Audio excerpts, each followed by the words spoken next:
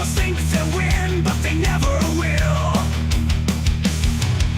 A feeling so hard that he can't be survived. Now behold, that time has arrived.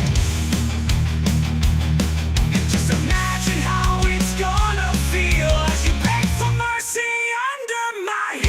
Kneel before Two-Face, then kneel again. Kneel before Two-Face, you are gonna kneel again and again.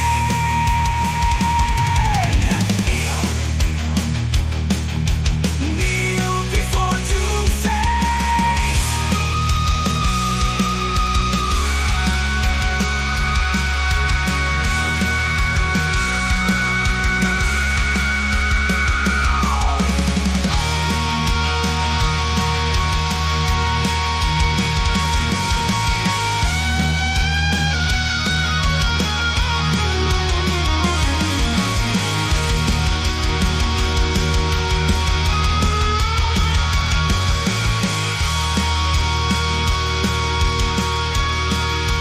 Kneel before Two-Face. Hello, everybody. Oh, my goodness. I forgot how that ended. Hello, everybody. There's the theme for Kneel Before Doomface. That is a shout out to our man, Double A Ron Aaron, and his Kneel Before Doomface book. That if you haven't already gotten behind that, is that how you say it? You should. I have right away. I was right on there, and then ended up doing that theme song, though I did end up with like 7 million other theme songs. I ended up having like an 80s sitcom version. We had a cartoon version. We had a lot of things going on when that first went down. But here we are with the preview show, the weekly preview show. And not having a great week already, but that's nothing new. I am in this wretched house by myself. Everybody has moved out now, and I don't know what the hell is going on. Even when I'm walking around, I start like talking and it's echoing. The whole place is bare. It's very depressing, but here we are. Speaking of depressing was last week's books, but that's what's good about this show, because we get to put behind last week's book. Sometimes that is a bad thing. Sometimes you're like, oh man, I wish we could go through that week again. I don't think that of last week. It was pretty rough indeed. But we start anew. Spring, hope's eternal. Spring's eternal, hope spring. I don't know what I'm saying. I have to cough already. I'm having problems. Gray was commending me yesterday because I ended up doing a bunch of live streams yesterday and then went and did one with him for an hour. And he ended up saying that he doesn't know how I don't cough. And I said, you haven't listened enough then. Because right now, I had to go cough right there.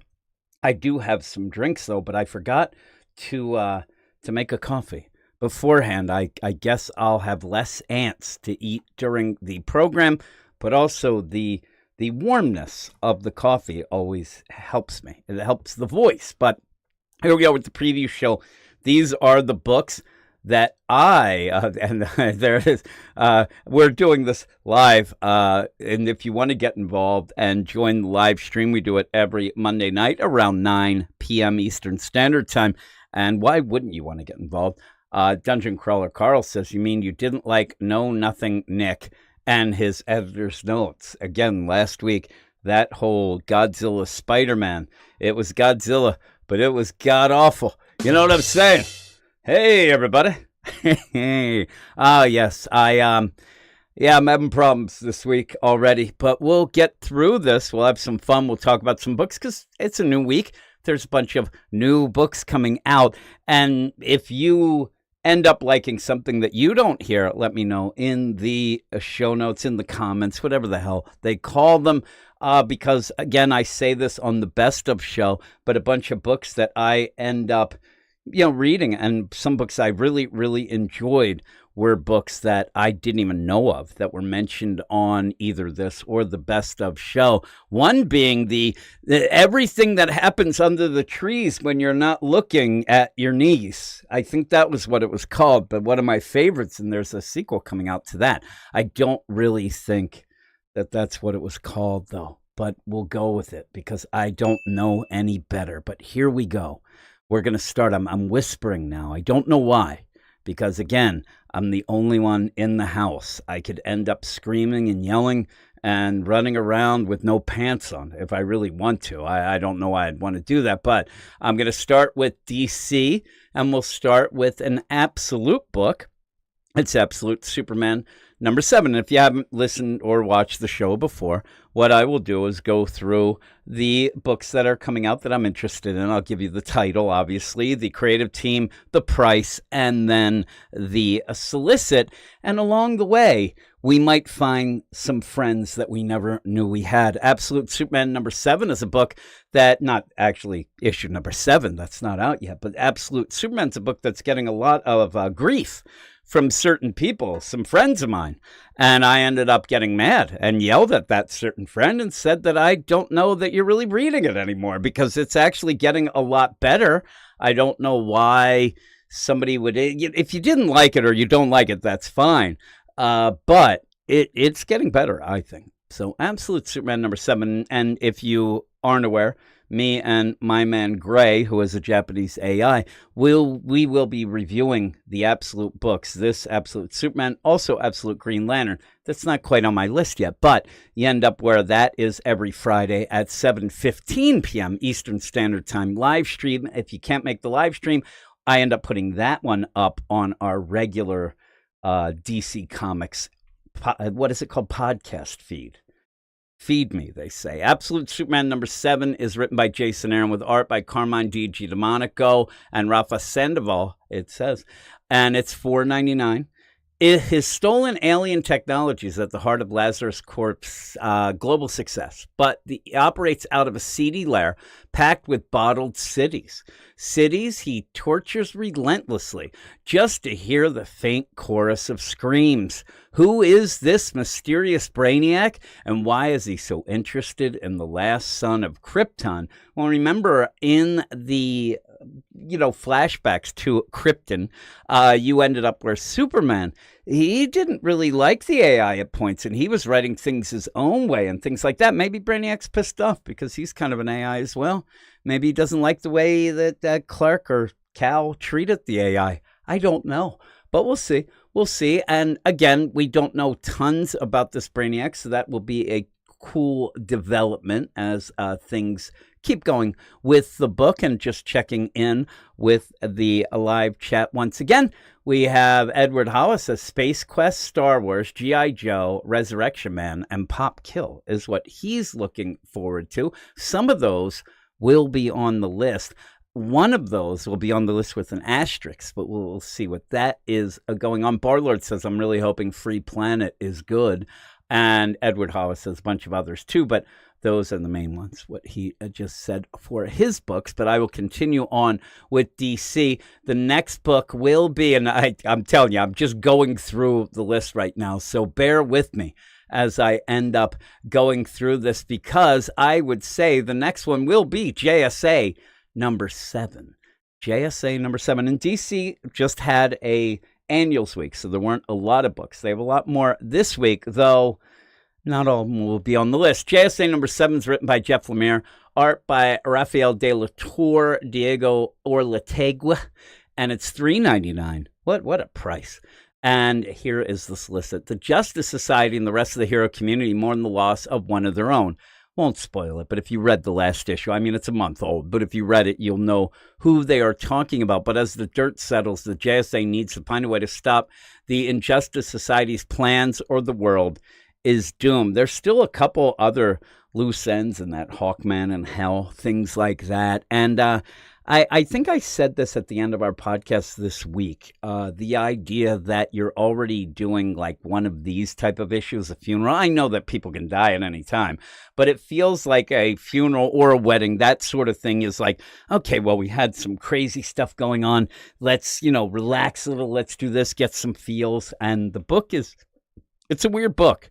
I like Jeff Lemire. That's why I'm looking forward to it. I thought the last issue was a lot better than what had been going on because it did have a bit of a focus more on two characters in that last issue, one of which will be having a funeral, but we'll see how it continues. It's just one of those books that I'd love to say was great. It just hasn't really clicked yet, and I hope that it does soon because we're on issue 7. You can't wait that long there, Jeffy boy.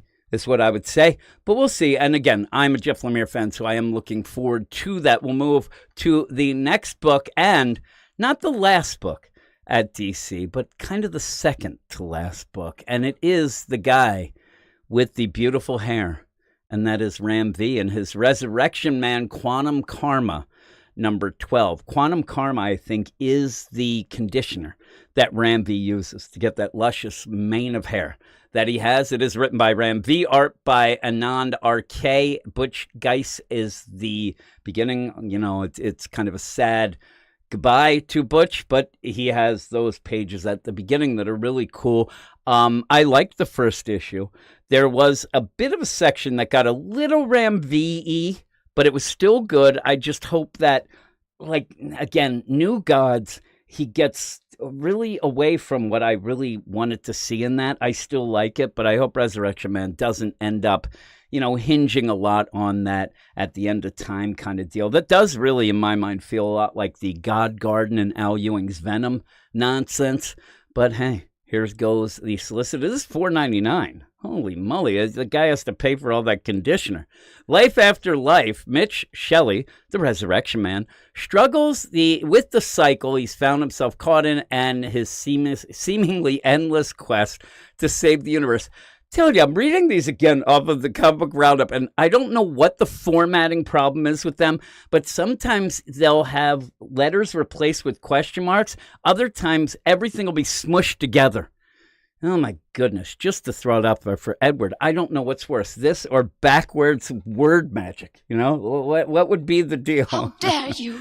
Will he be able to cope with his immortality while holding on to his humanity? Meanwhile, Gasha Dakuro lurks in the shadows. Gasha Dakuro, Galuli, growing hungrier and hungrier. I did like the first issue, so I'm looking forward to seeing that continue, seeing if it's good, and, having some people. It's a bit more of an obscure character, but Ram V does pretty well with those, so we'll end up seeing what is going on. I'm looking back in the live chat, and I'm waiting for Edward to comment. You end up having, Edward says a bunch of others, I said that. Dungeon Crawler Carl says, Superman is anti-Sus Records. That is true. He is a good guy. He's a good guy. That's Sus Records. Crazy. Barlord says, 7, if it's not working for you at that point, you should bail. It is working for me. It needs to pick up. I like Jeff Lemire. I like the last issue. I think the worst I've given it is like a 6, maybe. I just think it could be a lot better. It needs to pick up, but I think a lot of people probably bailed because of the slow pace. Brandon says, this week isn't too great either. It looks of it, it's true. But if there's a tiny bit better than last week, I'll take it. And then he says, all you have to do is skip the first few pages of New Gods. It's true. But then again, it is one of the bigger things, and it's getting a little more interesting. But even the idea of the war stuff going on Apocalypse that's going to end up going, or actually New Genesis that's going to end up on Earth, really not interested in that either. I just want to have Mr. Miracle, Barda, Orion, that other kid, and stuff like that. But Brandon says this Resurrection Man is good. It's a really unique take. We'll see. Again, I think that a lot of times nowadays, people are very quick to pish-posh a book. Maybe like the Absolute Superman. And then other people are, get a little too excited about some things really quickly as well. But we'll see. And it does have something. You can tell it has something going on. Jason Colby, that's Sue 42 to you and me. He says a particular writer sued a particular artist. That case would be called Ram V versus V Ken. That is true. V Ken is a gem, though. And Joseph Wolf said he made it. So welcome. You have Japanic says Absolute Superman, The Moon is Following Us, and Resurrection Man are some of the ones that he's looking forward to. And Dungeon Crawler Carl says, I'm excited for Heavy Metal's return. I think I've gone through a couple of those Heavy Metal's returns. At one point, I talked about the Donny Cates book, The Paybacks. That actually was one of the points where they kind of upped the ante. And then at one point, and if you're talking about the company and whatnot, I'm guessing, Grant Morrison at one point was, I believe, the, what's it called? The, not CEO, but the editor-in-chief or something like that. Pretty cool. And yeah, Brandon says, Wes is sus over the Absolute Superman take. He's not even reading it. Brandon heard me yell at him. I got angry with him. He does skim it, I think, but we talk about it. But I think that there's times, I think he's just kind of given up on the book. And I've done that before. Usually it's written by somebody with the last name King, first name Tom, but that's beside the point. But we'll go back to DC and their solicits, which now I'm trying to find. This is not very well organized here. The next book on my list here is a kind of funny one. And it is funny, actually. It's a really, really cool book. I think that everybody should get it because it's neato. It's Teen Titans Go, #3. I do solo reviews of this on our podcast now because I actually like it. And this one actually looks pretty cool. It's written by Ivan Cohen, art by Marcelo Di Chiara. It is $2.99. So that is fine. And it says, inspired by way too many sitcoms, when Robin gets caught trying to plan a surprise party for Starfire's birthday, he invents a new alias, Texas Robin, his identical twin cousin, to explain who the party is for. Costume changes and misunderstandings abound, leading to the reveal that the birthday Robin thought was Starfire's is actually Silky's. So that's pretty funny. And I will mention again that on the cover, you have Robin poorly dressed up as Texas Robin, who says, it's party time, partners. And then Starfire says, Texas Robin seems so familiar. That just makes me laugh.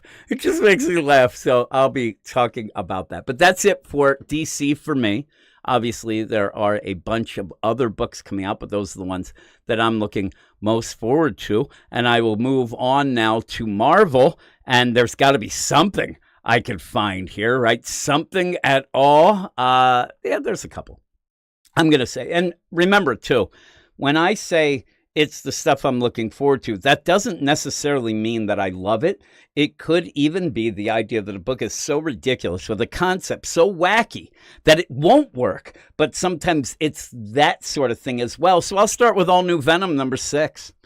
Written by Al Ewing, art by Carlos Gomez, $4.99. The origin of the all-new Venom. Oh, so we went through all those issues to get the quote-unquote red herring of Mary Jane, and that was a joke, to get Mary Jane as Venom, and now we're just going to have the origin of that.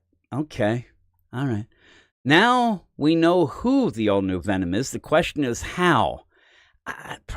I'm guessing that it's going to be some sort of like Mary Jane is nice and the Venom symbiote is having problems and she's like, I can do some cool things with it and maybe kill Paul. What happened after the events of Venom War? What did Venom War happen? I know, what happened to the events before Venom War? Why did the symbiote choose this host and why can't they separate? Unlike her and Peter. Jackpot confronts Venom. So funny that they still call her Jackpot. I mean, the fetch is never going to work. And she may not like what she finds out. Oh, my goodness gracious. Oh, what a bunch of nonsense. But I am looking forward to seeing if it is better. I will go on record here of saying that I cannot stand Al Ewing's writing. I think that he's an utter hack, and that I think that he is overrated completely. And you have every 10 people who say that Al Ewing's great, one of them actually reads one of his books, because I've seen the sales, and that person probably only buys it, doesn't read it. Nonsense. So I'm looking back at the chat. I'm sure somebody's going to have a problem with that. Japanic says, all due kindness, readers should be used to Lemire pacing. That is kind of true there. Lane has joined in, and I got an LOL from him. That's pretty cool. And Jason is in the live chat. He's an Al Ewing super fan. The guy loves that Al Ewing. He'll probably say something. Yes. And Lane, how am I doing? Terrible. It's completely awful. And then you have, to be expected. And also, hoping Vanishing Point #1 hits Global Comics, says Japanic. And, Brandon said he's giving it 7/8. What on earth is he reading? It's awful about the X-Men. Or I read the last 3 X-Men issues on Gabe's strong recommendation. Gabe's sus. What are you going to say? That's Gabe. And again, that's why I didn't even say Absolute Green Lantern. I'm just all completely the deal. And Jason says, oh, you recently gave an Al Ewing book a 7.5. Well, you know what? I think that was me I didn't want Jason to kill me. I thought he was going to end up slicing and dicing me. It was okay. Jason did get me to at least accept, and I'll tell you, Jason, when we were doing, me and him did the Metamorpho book, and when we reviewed it, I actually said to him, usually my anger overtakes me, but I did rate it based on what it is and what it's trying to do. So I basically gave it a rating because it's a bullshit book and it did the bullshit right. So there you go, Jason. Yes. And Brandon says, I love that Marvel did Venomverse, then end of Venomverse, then another Venomverse 2 months later. Yeah, I like when they just, new #1s with the same creative team. Oh, like Al Ewing coming up with then Immortal Thor. I think they're changing the name, though. You're right. You had Lane. No, nobody's here. I ended up, I've been ditched. And you have Jaber says, my books for this week, Absolute Superman, Absolute Green Lantern, and JSA. And I had Absolute Superman and Absolute Superman and JSA on the deal. I am actually hoping that Absolute Green Lantern picks up a bit. Again, it was 1 issue, so it's hard to say whatever. I just didn't like the tone of it. I just didn't like the mouthfeel of it, if you will. And Joseph Wolf said he's really interested in Free Planet. Lane says, or is Absolute Superman this week? It is. And Jaber says, Poison Ivy is good. I never really got that into it. It's sold. A lot of people told me it was because of covers. When me and Eric were doing the podcast together, he liked it more than me. I think that it has gone on a little too long. And this whole idea, I haven't actually read a couple issues. I'm a couple issues behind. Once Eric left, this is where I get the telltale sign of a book and how it's doing. I know that this is kind of, circumstantial evidence or whatnot. But when Eric left the podcast, I had to find people that were reading the books to review them with me. I don't like reviewing things alone. So I reached out to a bunch of people, some even in the chat here. I just said, me and Jason doing Metamorpho. And when I got, down to the deal, hey, anybody reading that there Poison Ivy? Nobody. Anybody reading that Catwoman? Nobody. Like stuff like that is decent enough, but it was hard to find. And then there was the idea of anybody reading Flash. And I swear to God, suddenly I was in this house, echoes and nobody. And then I said, anybody willing to catch up on the fight? Nobody. So Lane says, I finally read One World Under Doom #3. I'm done with that book. It's so bad. It is. And also says the fact I can say I like Red Hulk and how Doom is presented more than his main series. I ended up talking. We did a review of Red Hulk. I have to edit the Marvel podcast after we're done here. And I said one of the things about the Red Hulk book is that you actually get to see like a legit what Doom seems to be doing behind the scenes. But that book is so weird. So weird. And then you have Edward say, I saw some promo for Absolute Green Lantern, and Hal looks like he's going to full Sorrow Lantern. I thought I was the Sorrow Lantern. That's not fair. I thought I had the trademark on old Nate Dogg's Sorrow Lantern. But after the all-new Venom, what else could I possibly be looking forward to over at the DC? Or DC, the Marvel. What am I talking about? There are a couple more, actually.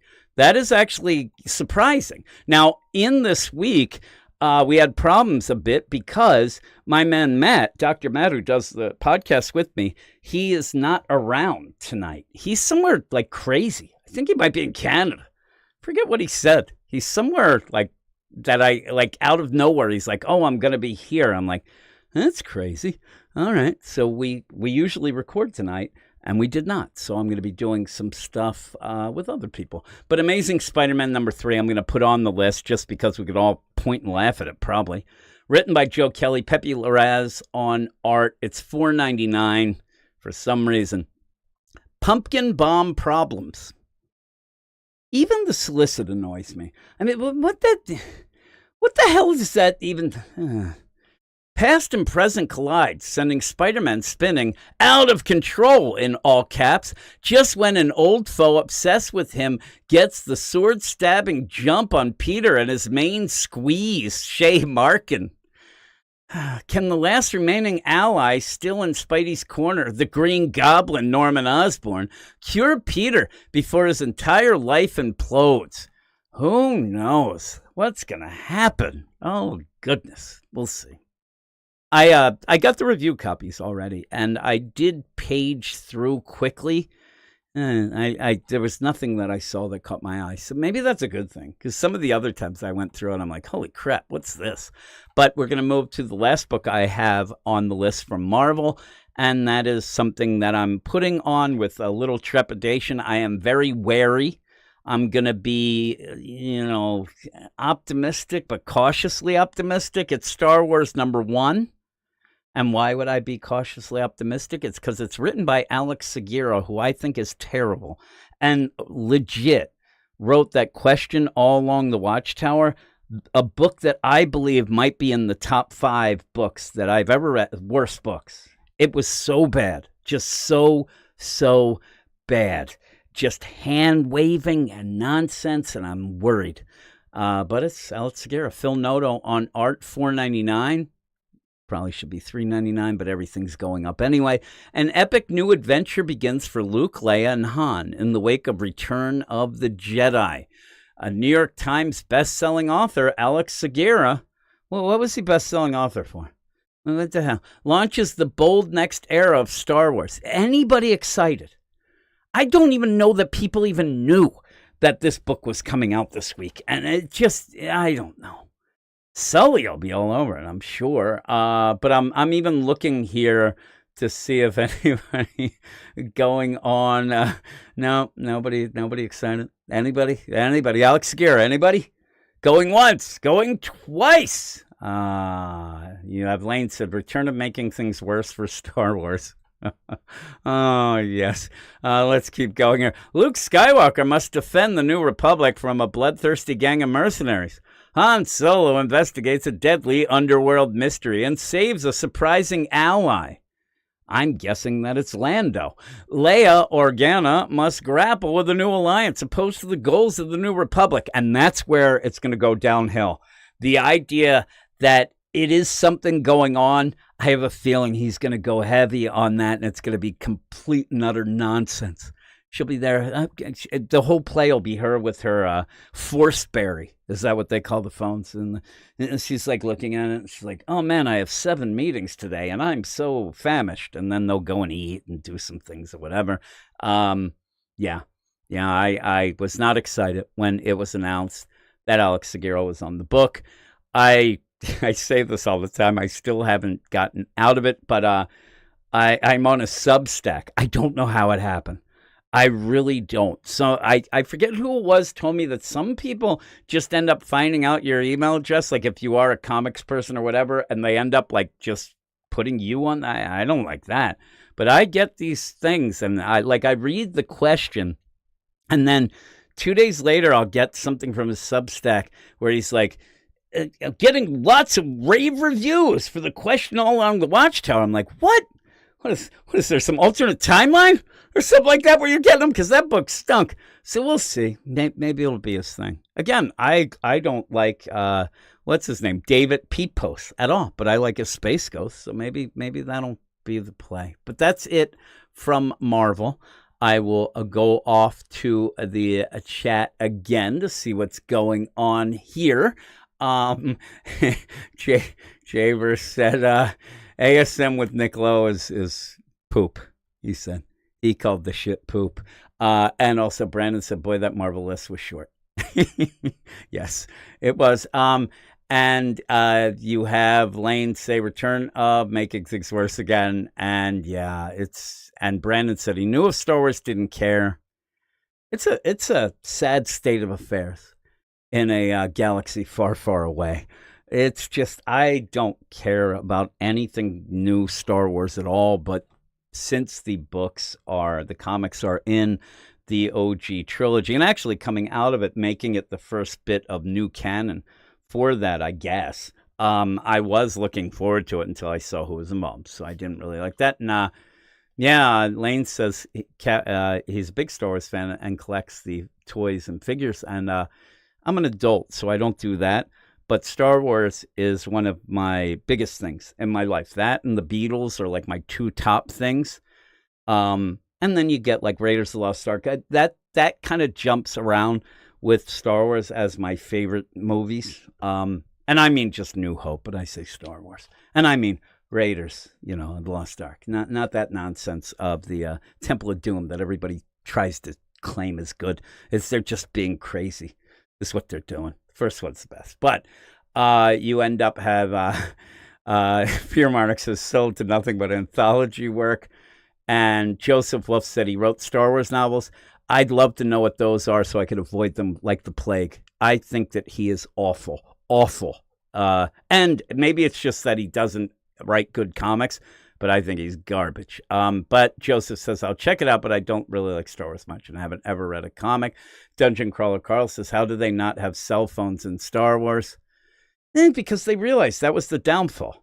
That's the downfall of humanity, is the things. And what would be great is if they actually had beepers, and Chewbacca would have them, and everybody would accuse him of being a drug dealer. That'd be hilarious. Edward says they are telling almost the exact same story in Star Wars that they told in the original run post Return of the Jedi. I read some of the Expanded Universe before, but my one buddy that I played hockey with, he was a huge Expanded Universe guy, a huge Star Wars guy. And when we would end up on the bench together, well, or, in between shifts and things like that, he would tell me about whatever he was reading. So I ended up catching up that way. It was very odd. And Fear Monarch says, it's like that #1 movie in America nonsense. Yeah, it is. It's like the idea that they'll finagle things to just get that moniker. Though I used to love when they have the posters and it was revealed that the one guy was completely fake. I think it might have been C.B. Cebulski, but I don't know that. Yeah, Brandon said Alex Seguera's writing is as fun as dental work. It might be worse. At least dental work, you get something at the end. Right? It leads to something, and the setup actually helps the ending. But Andrew Gonzalez says, I'll drag myself to check out the Star Wars issue. I'm a big fan of Sewell, not expecting much. So Charles Sewell with the Darth Vader stuff is okay. Some of it's really good. But I'm telling you, in the last run of books, I actually liked the Bounty Hunters book probably the most by the end, even though, the regular Star Wars deal and the Darth Vader, Greg Pak was okay. I was crazy at one point and even liked Afra for a second with Alyssa Wong, and then that thing took a dive. Like every Alyssa Wong book, it became about a side character, not Afro, so that was crazy. Joseph says, I'll be more interested in Star Wars stuff if they ever get away from the original characters. And I'll tell you, Joseph Wolf, how dare you? How dare you? How dare you? Again, there's a lot out there without those original characters. I'm not going to tell you it's good, but yeah.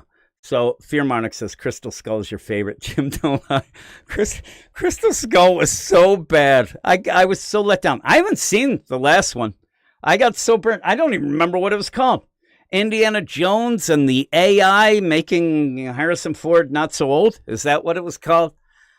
Hoo-wee. And then Jaber says Gwenpool comes out next week. I think it's going to be the worst comic of the year. That's, I think, Stephanie Phillips. It is.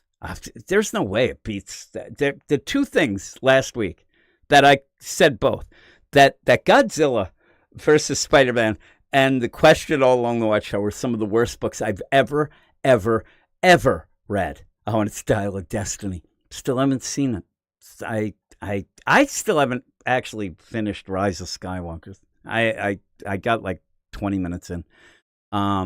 Yeah, and there's all new Venom 5 and Dial of Destiny. It was garbage, says Lane. I didn't even bother. I pretty much figured it wouldn't be great, but there you go. I don't watch a lot of things, but I'm not going to waste my time on that nonsense. And I believe that's it for Marvel on my list. I'm going to look. I know there's a couple ones that some other people may put in there.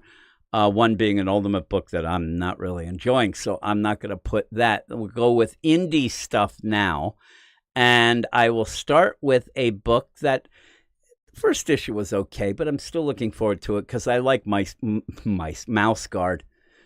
I almost, when I said that, I thought I said Mouth Guard. Mouse Guard, Dawn of the Black Axe.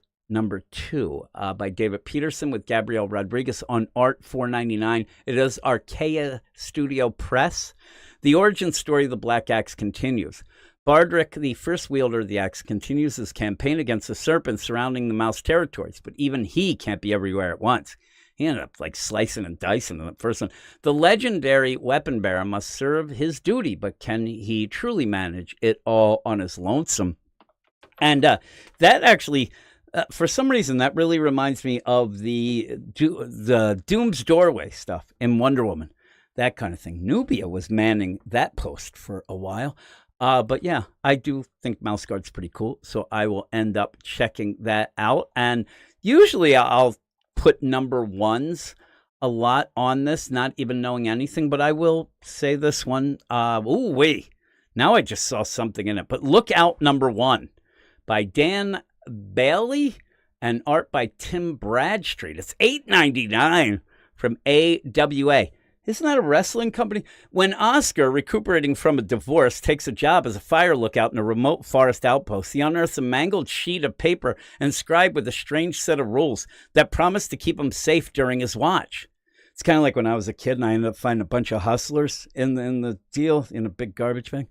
Oscar laughs it off as a prank. Why would you laugh that off as a prank? Seems a pretty odd prank. A bit of light hazing from the other fire lookouts in the area. But when night falls, he discovers that the rules and the threat they protect against are all too real. Written by David Bailey, this taut illustrated prose thriller. Oh, yeah, I'm not reading that. Features gorgeous full-color painted illustrations by acclaimed cover artist Tim Bradstreet, the Punisher Hellblazer, and marks the debut of the Future of Fear collaboration between AWA and acclaimed producer Roy Lee's Vertigo Entertainment. Barbarian, It, Late Night with the Devil. I don't know any of these things, and I'm telling you, illustrated prose, get out of town. I don't have enough patience for that, right? Who does? Does anybody? I just saw #1. I wanted to check it out with that. Yeah, there's Fear Mark says, almost ended up buying one of that crap. And I did see naysayers, as Aaron says, I feel like Stan from South Park. Everything is shit. Ooh-wee. Yeah, there's some problems. It says that works out for this Fear Monarch. For months, there's been rumors Peach Momoko was doing a variant for the Spider vs. Godzilla, but as the date approached, it disappeared. Then there was a FF versus Godzilla from her. I did have people tell me that this amount of books or issues that she's been doing with the Ultimate X-Men is probably the longest run and the longest, stretch of time that she's actually done it. I would almost think that at one point she had to say, listen, I'm going to have to bail on some of these covers if you want me to get the book out, because people were amazed at how long the run's going. And there was a point, speaking of which, maybe the timing kind of goes in where they thought she was going to leave and they asked her to stay. It was either going to end or she was going to leave. So maybe that was the deal. And Edward says illustrated prose makes him sleepy. That's what happens to me. If I start reading something like that, I am out. I can't go through it. And there's Fear Monarch actually said to Naysayer, one of his favorite episodes. I laugh until I cry. My favorite South Park episode, it's not even like the greatest, but it's Awesemo. I could watch that episode over and over because I love Butters. And I think Butters is just a gem. And he gets back at Cartman at the end. So I like that as well. But I do like that Awesemo. I actually have to grab the thing because at one point when the other kids come over and they see Awesemo, and you end up where Butters goes, he's from Japan. And I got to get that so I can play it when Gray shows up on the show. But I'm going to continue on with the books here, with the indie stuff. Let's go down the list as we go. Let's see. There's a lot of the Free Comic Book Day stuff being mentioned on this as well. And I wish that I could have gotten a hold of some more of the stuff, because I ended up where I'd love to do like a little, live stream or whatever and go through all those, but I wasn't able to get jack or shit. I ended up getting the one that we reviewed from Gray because he was in Japan and they got the one earlier or whatever. But the next one, I mentioned that I'm not a big fan of, but it's Captain Planet #1, David P. Post and Emmanuel Casalos, Dynamite Entertainment, $4.99. Earth's Ultimate Protector returns. 5 special young people have been empowered by Gaia, the embodiment of the Earth spirit, with an aspect of our world's elemental forces: earth, fire, wind, water, and heart. Couple bands mentioned in there, right? Earth, Wind, and Fire and Heart. That's a hell of a lineup. And then water. I don't know who that is. When the 5 powers combine, they summon the world's greatest champion, Captain Planet, to probably go play like at Coachella or something. But before these would-be eco-warriors, here we go. That is going to be an angle probably, can combine their newfound abilities in pursuit of environmental justice, they will have to learn to trust each other, right? Where's Greta? Greta's going to go. I wish that you could have Greta's there as like the Q character or whatever. That'd be cool. Or M or whatever the hell her name is. Q.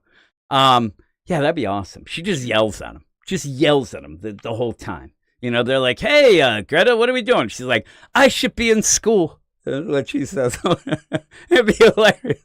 Each member drawn from different and sometimes mutually antagonistic corners of the globe.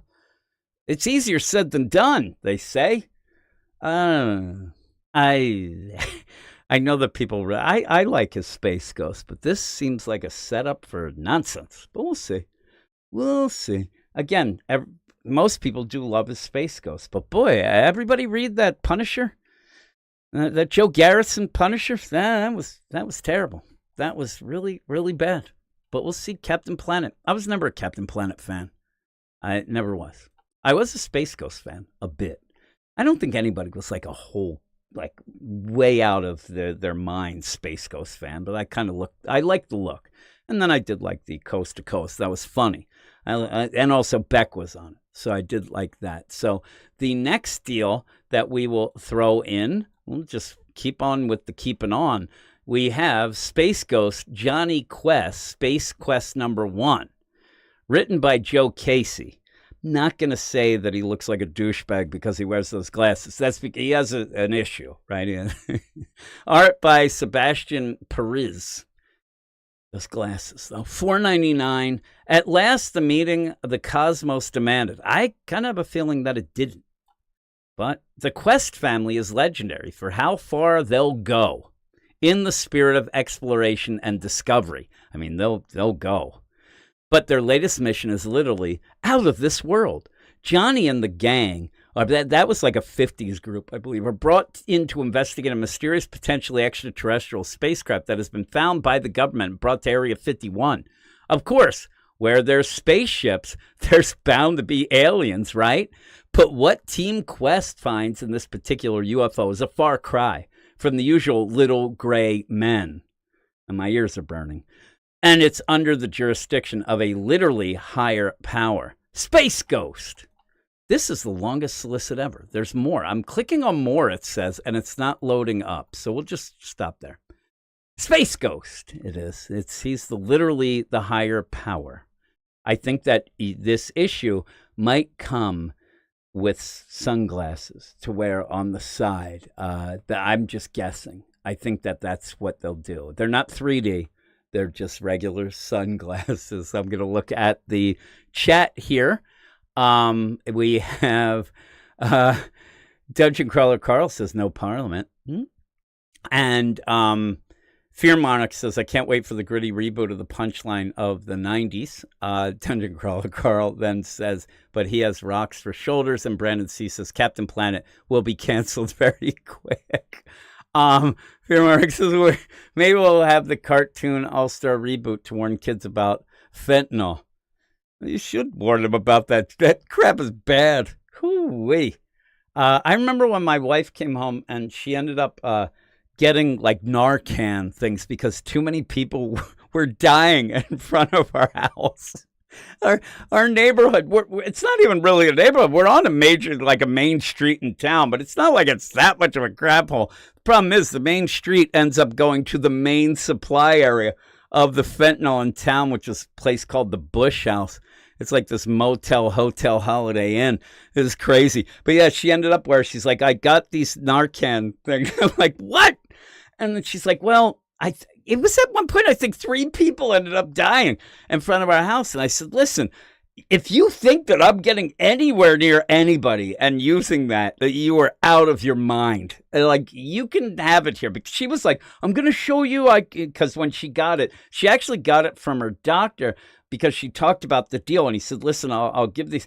And I'm like, he showed me how to do it and I'll show you. I'm like, I do not want to know how to do it. No way, no how. I walk the other way when that stuff happens. I get scared. Going back, Space Ghost is amazing, says Brandon C. And yeah, Edward say, used to shut the TV off after G.I. Joe and Transformers as soon as that Captain Planet bullshit came on. The worst is that you go from the end of, say, G.I. Joe, and you have the, hey, kids, don't go near that open sewer.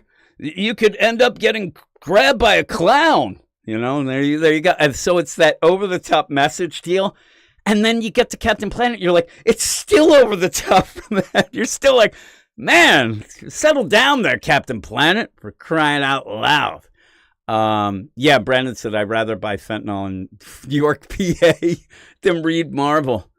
Now, if you're in York, PA, there's one thing that you should do while you're there. Get the hell out is what you should do. But if you're there, I mean, you might as well try to forget. Yeah.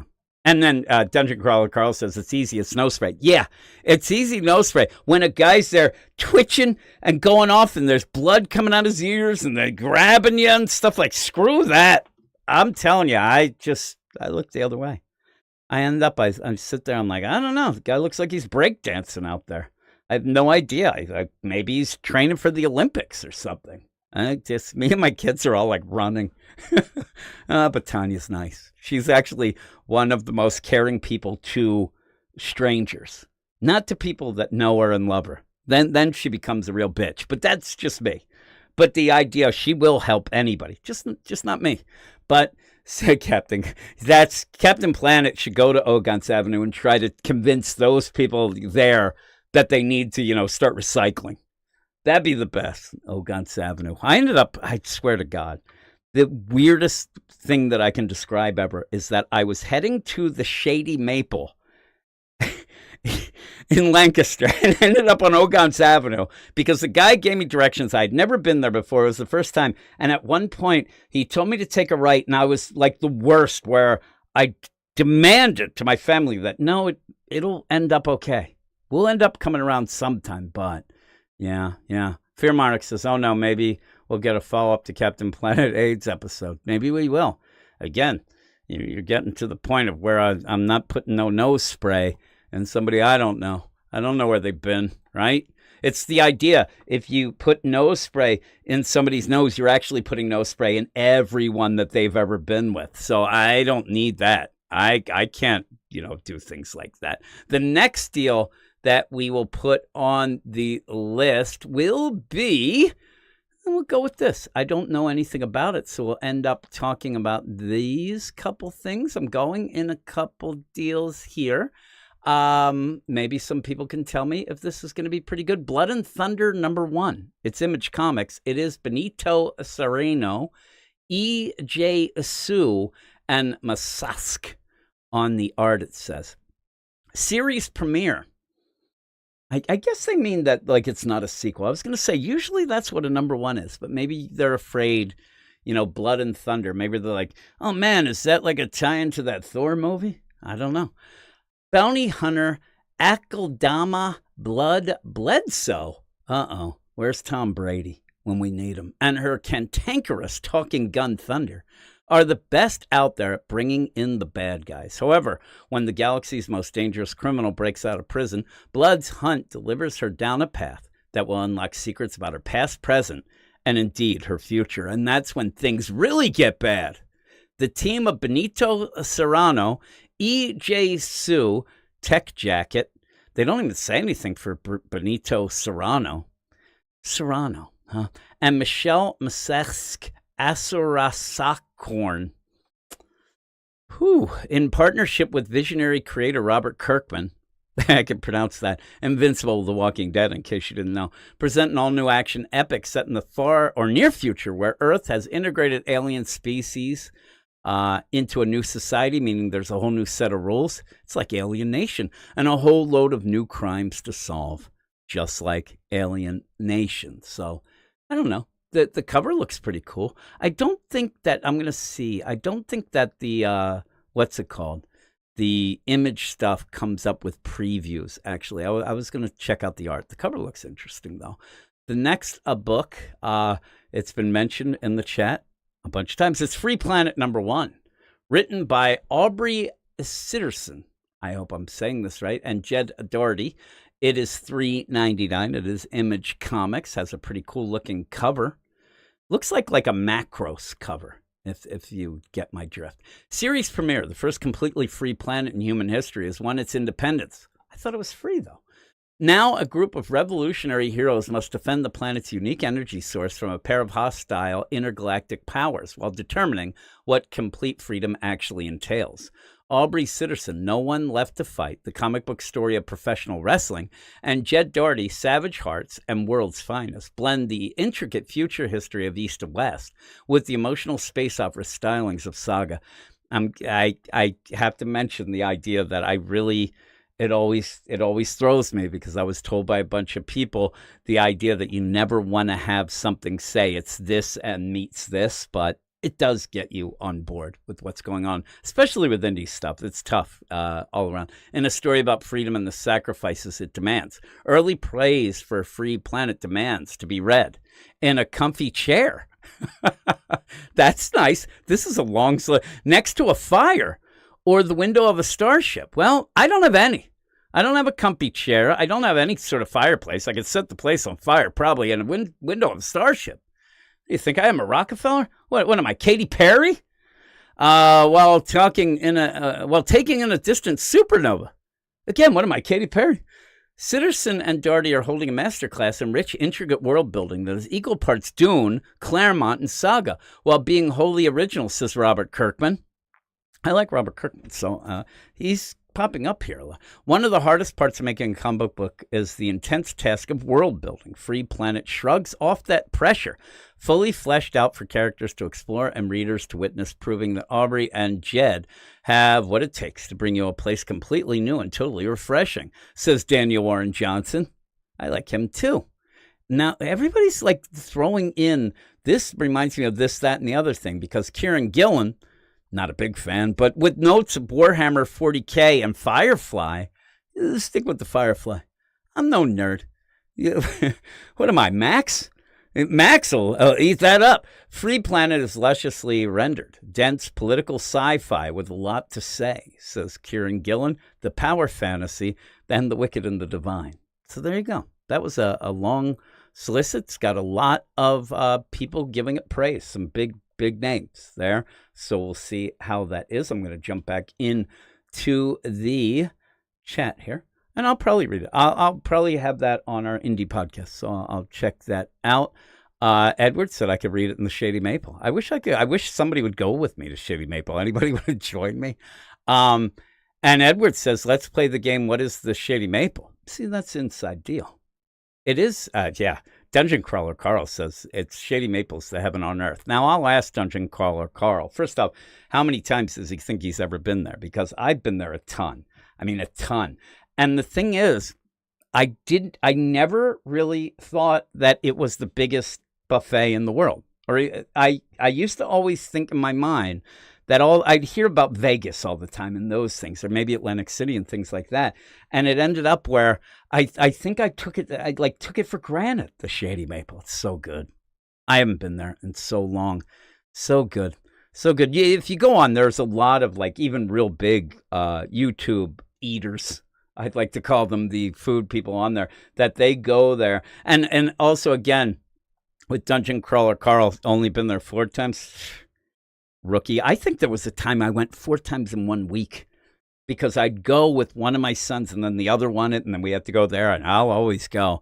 But you end up, if you do go and watch some of the videos of these people, they eat all over the place and they do that. Almost everyone is amazed by the Shady Maple, and also are really into the idea of it being Pennsylvania Dutch and Amish kind of food, more Pennsylvania Dutch stuff, which I've had all my life. My father's part of his family is full Pennsylvania Dutch, so I've had all this stuff before, so I guess it doesn't really get me as much as that. And then Fear Mark says, I actually just read No One Left to Fight and really, really liked it. I'll definitely give it a peep. If you would have told me that there, I would have put it on this week's indie, or actually the book of the month. I was struggling trying to come up with books. I had a new way of doing it, though. Pretty cool. Joseph Wolf says the writer was an editor in early 2000s on Civil War and some other big stuff, I believe. So that's pretty cool. Brandon says that Free Planet sounds exactly like what Hickman is doing on Ultimate Spider-Man. Meandering, so we'll see. I don't want to have any sort of, people fighting in the chat. Mukbang. Says Fear Monarch, I think he's just either activated a sleeper agent or he's coming on to me, but I like both. No, I know that. That's kind of weird. That I guess is that's not when they're like, you get the microphone up close and they start chomping away. Like the thing that you never want to have happen suddenly becomes a big thing on the internet. Like listening to people slurp soup and shit like that. When did that become a thing? That, and when did they start calling the person who does good the goat? The goat was always supposed to be the guy who messed up, right? You got me? And anyway, though, you know who doesn't mess up? Caitlin Clark. You know what I'm saying? Any WNBA fans out there? I get yelled at all the time. Get made fun of. I'm full in. Yeah, that ASMR. What? Yeah, that's that stuff. I always get that mixed up with ATM, and that always leads to trouble. Dungeon Crawler Carl says it's just that the food is all fresh made and all the bakery and stuff. Yeah, but again, when you go and see those people, the best is to watch any mukbanger. Sounds like they're flashing signs and stuff like, hey, I don't know. It sounds like, I won't go there. But when they go and they're like, all right, I'm here at the Shady Maple Buffet in Lancaster County, deal. And I've heard it's the biggest buffet. And here I go. I'm going to go up and I'm going to grab 3 slices of bread, a bunch of mashed potatoes, and a biscuit. I'm like, is this your first day? Jesus. I get so angry. I yell. In fact, I was at one point watching these sort of videos with my youngest son, Logan, and he refuses to watch them with me anymore because I get so angry and I yell at the screen. Just yell at the screen of you don't start with mashed potato. You don't eat mashed potato or rice. Oh, I'm going to start with some rice pilaf. Really? There's steaks over there. What are you doing? Whew. And Dungeon Crawler Carl said, my mom worked at Willow Valley Hotel, and it was owned by the same people, and I ate there almost every day for years. That's cool. Amish strip club. That is the saddest strip club. There is, they throw wooden nickels. I don't know. I was going to come up with something. I was trying to think of what technology you couldn't have, but I don't know. Fear Monarch said, you twisted my nipples, making me choose between Fairyland and Black Set. Both of my sides have stupid absurdity and gritty realism. And that's in our Patreon. We have our book of the month. I forgot to put up, I was supposed to put up the poll earlier. Speaking of the Amish strip club, I forgot to work the poll. But I didn't, but it worked out because Stork has some things he has to do and we can't record till Friday. So there's plenty of time for that. Yeah, greatest of all time nonsense. And MH Comics Invictus, unlimited green beans. Now, what I do end up liking, and I'm sure that Dungeon Crawler Carl has had, is dried corn. Is one of my favorite things, and I do like a corn souffle. I'm a big corn fan, but a lot of the Amish stuff and things like that. When my wife just was in Arizona visiting her aunt and uncle, and when they come, her aunt was originally from Quakertown, but when she comes, she'll always get from the one pizza place, she'll get a cheesesteak, but she gets it in a Weber style. She gets it with the lettuce and tomatoes and nonsense like that and mayonnaise, but she always also makes us go to the Shady Maple, and she eats dried corn the whole time. It is good, very sweet. It's not really what it sounds like. You have to look it up. Also, though, if you look it up, it does not look very appetizing. It looks kind of ridiculous. And creamed corn, I actually like making a corn chowder with some creamed corn in it, but we'll get back to the book. Maybe the next time we don't have an absolute book, I wanted to do something. Maybe we'll just go, and it won't be an Ask Anything or whatever that is. It'll just be, let's hear what the hell everybody talks about. Next one's G.I. Joe, Real American Hero 316. As I like to shout out, 316. I don't know what that means. Written by Larry Hama. Art by Paul Pelletier, Tony Cordos, Francisco Segala. $3.99. It is Image Comics. But it's also the Skybound stuff, but distributed by Image. Cobra, Defectors. When members of Cobra's elite Crimson Guard turn to the Joes for sanctuary. Anytime I hear sanctuary in a comic, I get flashbacks. I can't help it. It's an opportunity for Snake Eyes, Scarlet, and their ninja team to eliminate the threat of Springfield once and for all. And in this case, it is Rick Springfield. Or is it too good to be true? Just like Rick Springfield. Does anybody get any of the references? I think I'm losing my mind and I'm getting way too old, is what I say. I'm going to go to the next one, and I think that there will be somebody here in the chat that'll dig this. Monkey Meat, the Summer Batch number 3, written and art by Junie Ba. I will try to review this. It's a weird book to review, but I am caught up, and I really do like it. It's just kind of an odd book to try to review. It's $3.99. Image. The Monkey Meat Company offers 2 tales from their fun dystopian island. It's a tough living out there. Ask their health guru and her new biohack and his old Viking warrior trying to find purpose and bloody victory after being fired from her dream job. Everyone wants an edge. But yeah, it's a good book. If people haven't checked it out and you can get some of the older trades, do that. It's really cool. I do like that.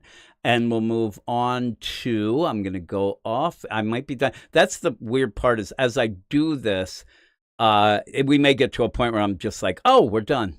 But we're not done because I will throw this one in because, again, I don't know what it really is, but it is a number 1. Ooh, this is where you have problems. I'll still go with it just as a joke, but it is a number 1. But is it a number 2? Because it's Vanishing Point number 1. Written by Mark Russell. So you know this is going to be a hoot. Art by Juan Doe.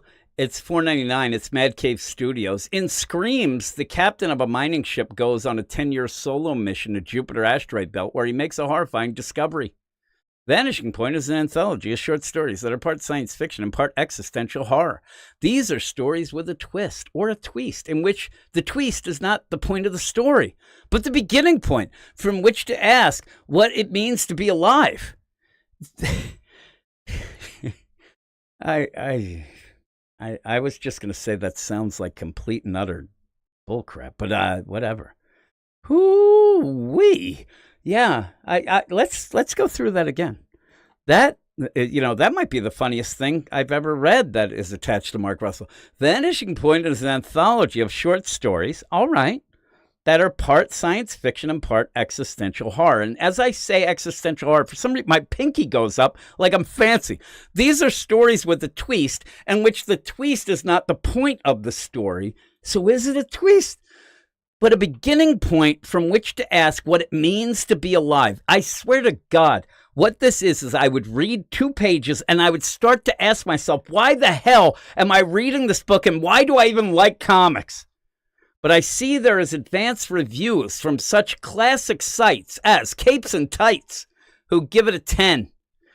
Monkeys Fighting Robots, which gave it a 9.6. Yeah, I had an issue with those monkeys fighting robots at one point. There's another site. I can't remember what they were, but the guy, we ended up catching him. It wasn't monkeys. No, it wasn't. It's one of those other wackadoos. It was one of these sites where we ended up catching him because we'd get, some bad comments on our site. This is way back. I understand it now with Sus Gabe involved.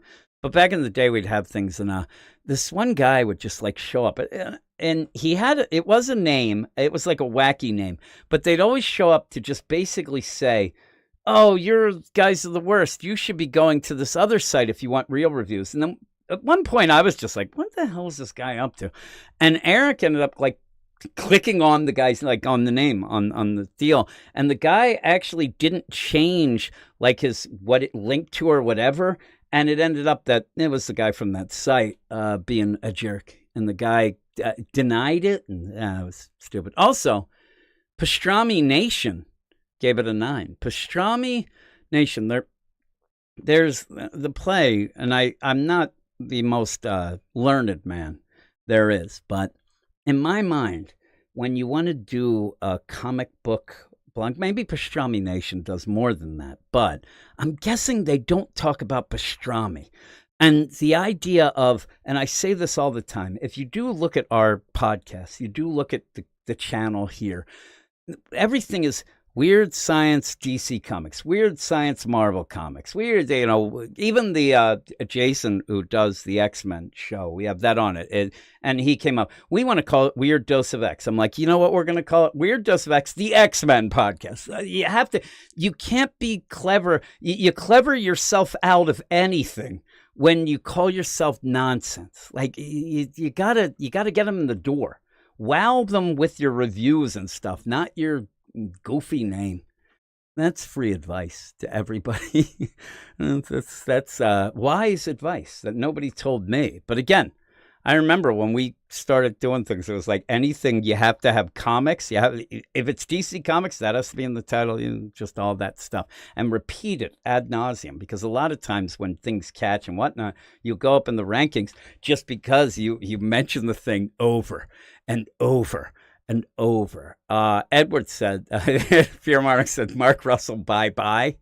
Naysayer says, your wife is eating chicken feed. Jim, that's not sweet enough for me. Yeah, it's okay, though. It's not really dry, the dried corn. It's just the way they dry it and then reconstitute it. I believe possibly with like condensed milk, I think is involved in it. It's actually pretty cool. Not cool, but it's I do like it. Yeah, now if you do look up dried corn, you might just find the chicken feed, but that's kind of the deal. Also, scalloped corn, I really like as well. That's the thing. It's one of those plays where you have, they had it in Forrest Gump, but the idea of if a culture or a country, whatever, their language has 17 words for rain, there's a lot of rain. You get in the Amish country, and boy, you got a lot of dishes that have a lot of corn and stuff in them. Yeah, so I'm trying to think. Fear Monarch said, Mark Russell did a series, Dead Box, and it was one of the worst things I've ever read. And the issue before it is a poorly explained paraphrase of one of my favorite science experiments, but average. And then he says, he's just so bizarre, like Tom King supercharged with mediocrity.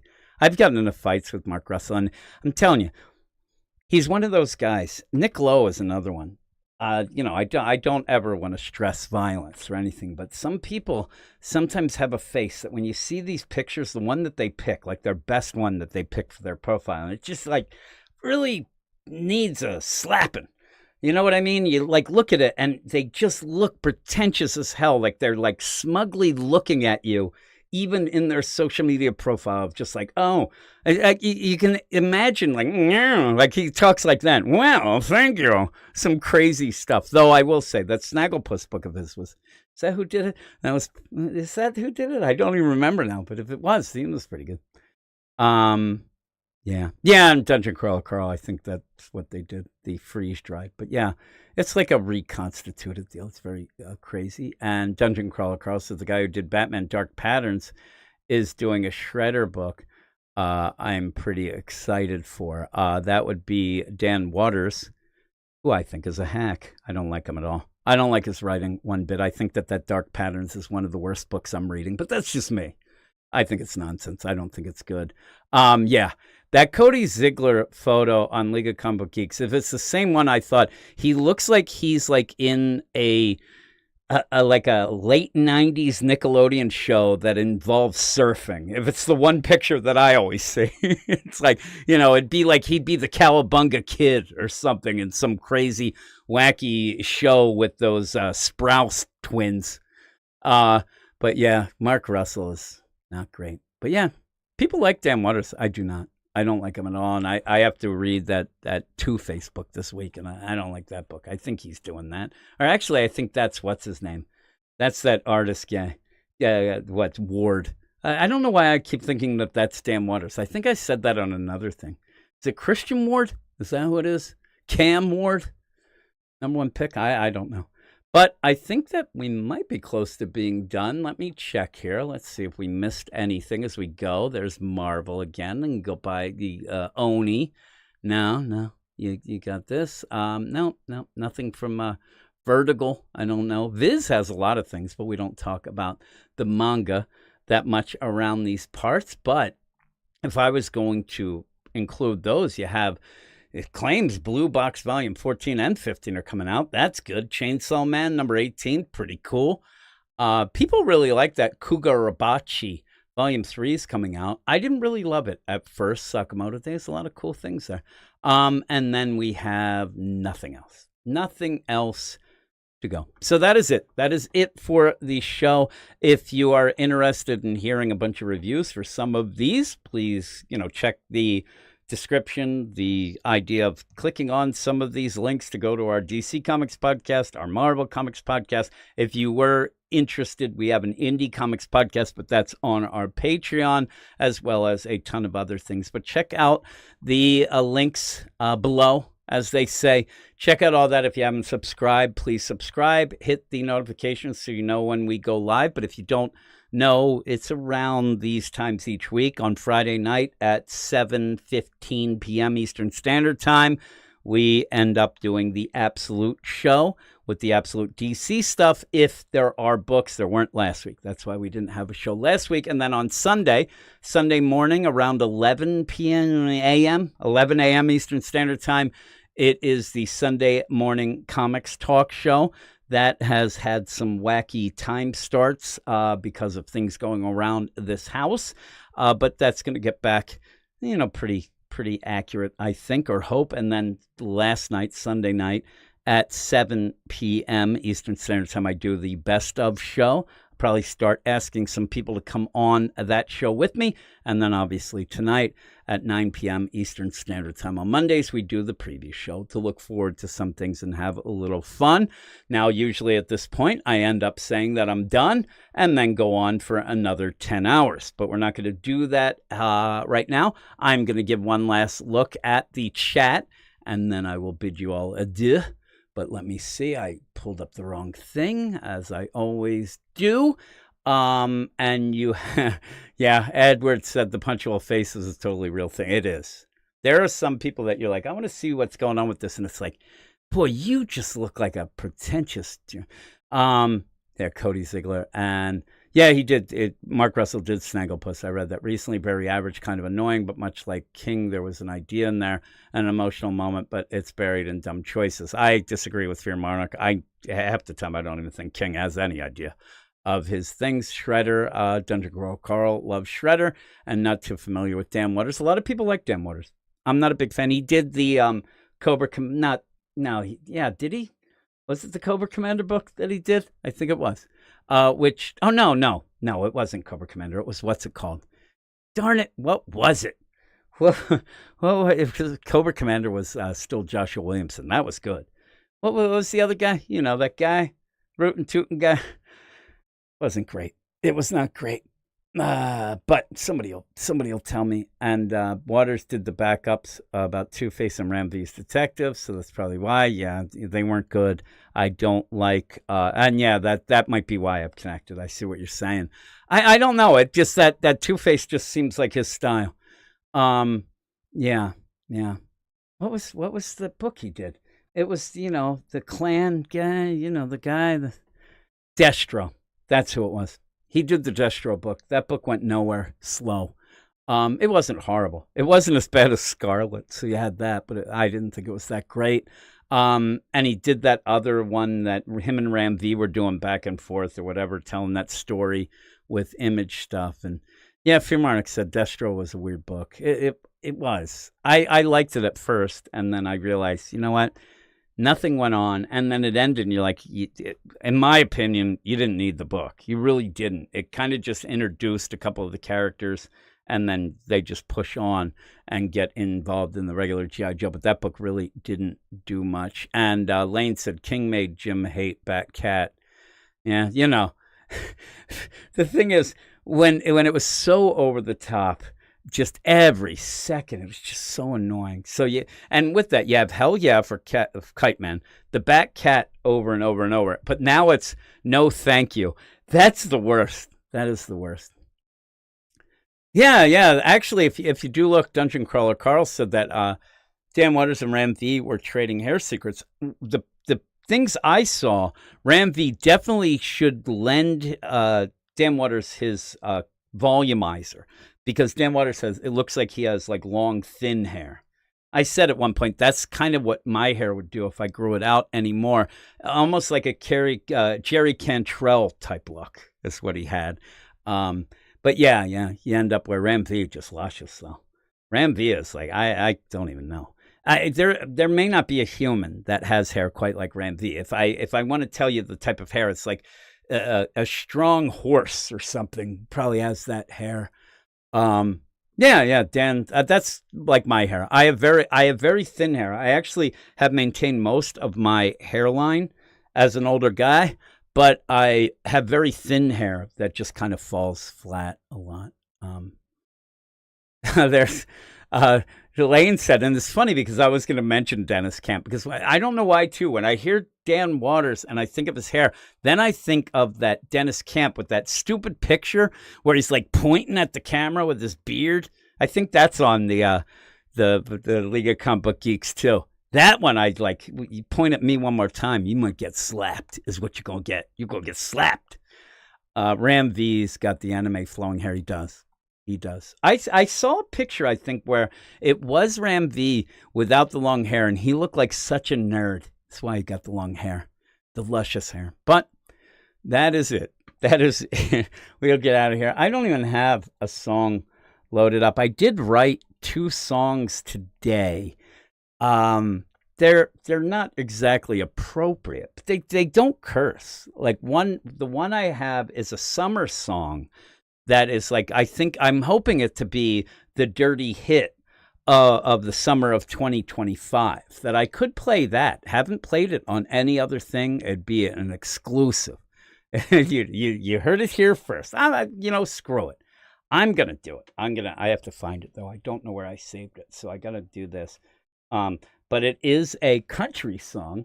I'm not the biggest country fan, but I do like writing country songs. Fear Monarch said he looks like a lesbian with short hair. I actually, just as an aside, I actually do like girls with short hair. I don't know. I always have. I always have like that. I know that a lot of people don't, but I actually do. I think it's sexy. So take that. Take that, all you long, wavy-haired ladies. Yeah, Tom Brevoort does look like Gus from PA Lottery. Dungeon Crawler Carl, we have to promise ourselves if we ever meet Tom Brevoort, we have to just go, keep on scratching. Nobody will know what we're talking about. Oh, I got to load up the song. I crack myself up sometimes. But that is it. I'm going to play the premiere. I know everybody's waiting for it. The premiere of the song of the summer.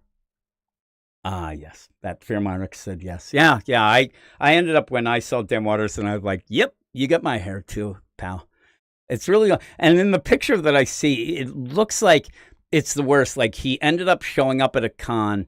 It was real humid out, might have rained. And he's like, oh, God. And he forgot his wool cap. Is what he looked like.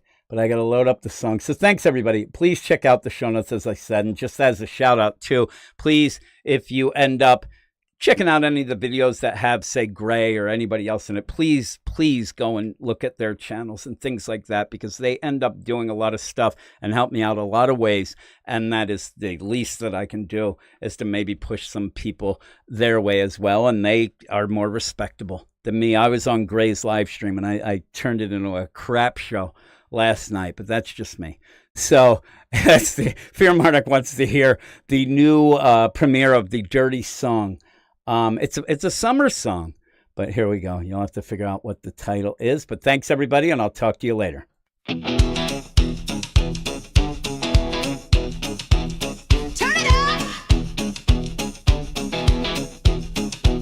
Well, the temperature is rising, so there just ain't no excuse. Let's forget about the cold and get rid of those winter blues. It really isn't that surprising that we all want to go cut loose. So let's take off our clothes, there's no reason to refuse. And if my boss calls, tell him I won't be in today. I'm calling out sick, it's summer and I'm getting late. This summer we're all gonna get laid. I don't care what they say, we got it made in the shade. Cooking out, having fun while our favorite music is played. This summer we're all gonna have fun and get laid.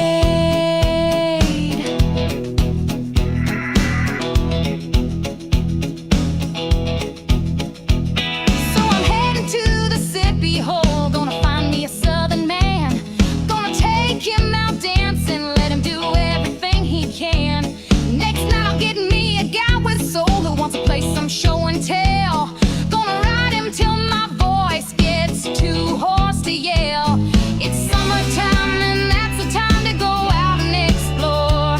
This summer my safe word is more, more, more. This summer we're all gonna get laid.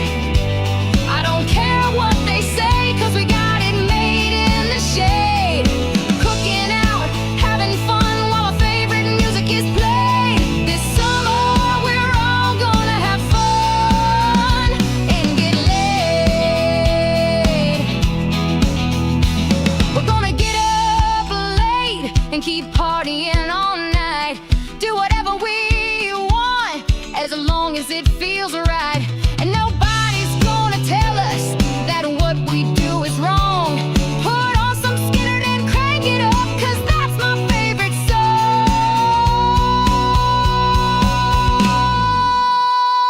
This summer we're all gonna get laid.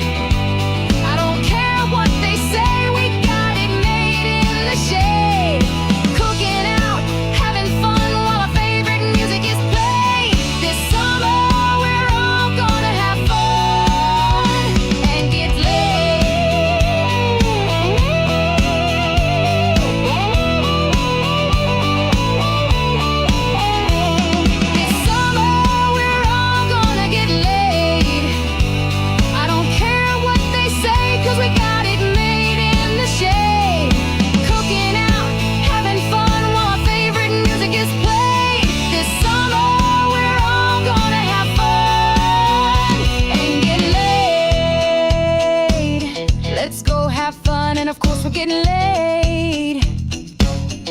that's right, we got it made in the shade. You tell my boss I expect to be paid. Oh yeah, we're all getting laid.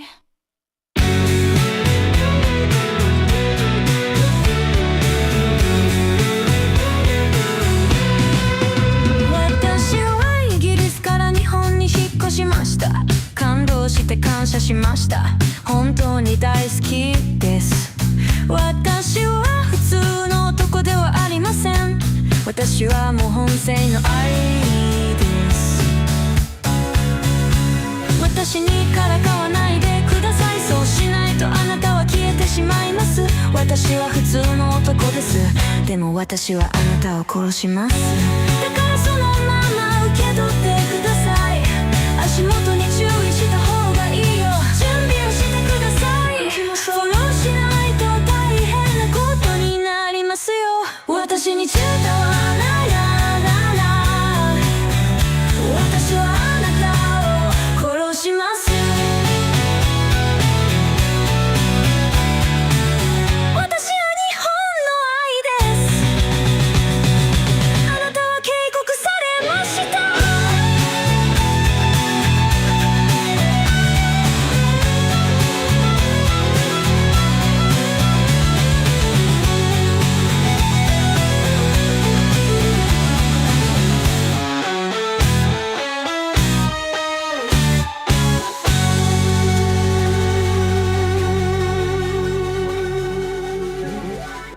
Every other show sucks. That's why you're listening to us. Every other show sucks. We're the only one that isn't us. So thank you for being smart. From the bottom of our heart. Thank you for being smart. 'Cause everything that us just stinks like a fart. They stink like a fart. Stinks like a fart. Like a fart. They stink like a fart. Let's go! 2, 3, 4, 5. Has read comics most of his life. 9, 8, 7, 6. Jim can really act like a shut your mouth. Every other show sucks.